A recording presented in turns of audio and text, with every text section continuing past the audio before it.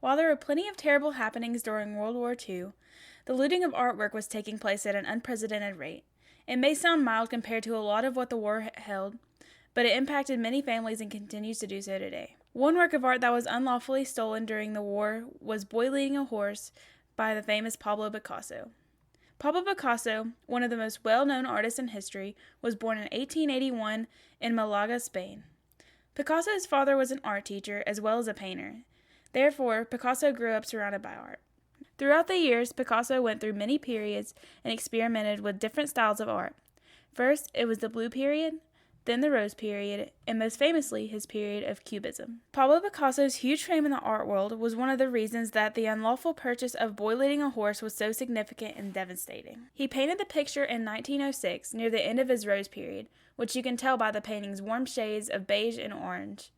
Experts have a hard time understanding the true meaning of the painting. Some believe that the work is merely unfinished, while others believe that there is a deeper, unknown symbolism behind the art. I think that the painting's meaning is meant to be differently perceived in the eyes of each viewer. Regardless, it is a magnificent painting, just as all Picasso's works are. Boy Leading a Horse was first owned by Ambroise Vallard, an art collector and publisher. He was known to be one of the prominent dealers in French contemporary art in the early 20th century. After Vallard, the painting was sold to Paul von Mendelssohn Bartholdy, a German Jewish banker. He sold the painting to a Jewish art gallery of Tannhauser in 1935, but because of the upcoming war, it was questioned whether the painting was sold out of duress. It was then handed down a couple more times, but during the war, it was in the hands of William Paley, founder of CBS. He was born to a Jewish family in September of 1901 in Chicago.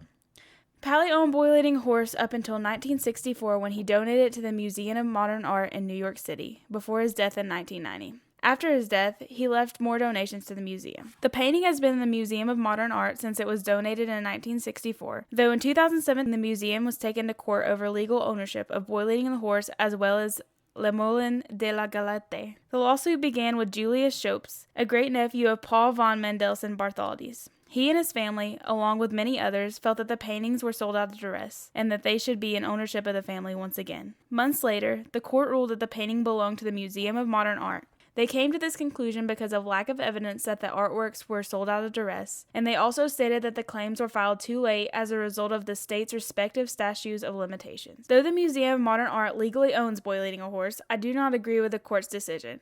I feel that the family should rightfully own what was theirs many years ago. It could have meaning and significance to the family, whereas it is just another painting to the museum. This is the case with way too many works of art. They end up in museums or in the hands of others that they do not belong to, even if it is not known that they were illegally taken. But families that once owned them were unlawfully stripped of the paintings that meant so much to them, and I know that in each one of the cases, the families would love to have the paintings returned.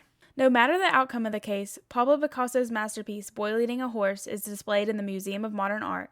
And though I do not agree with this, at least the great Picasso masterpiece can be admired and analyzed by people for many years to come.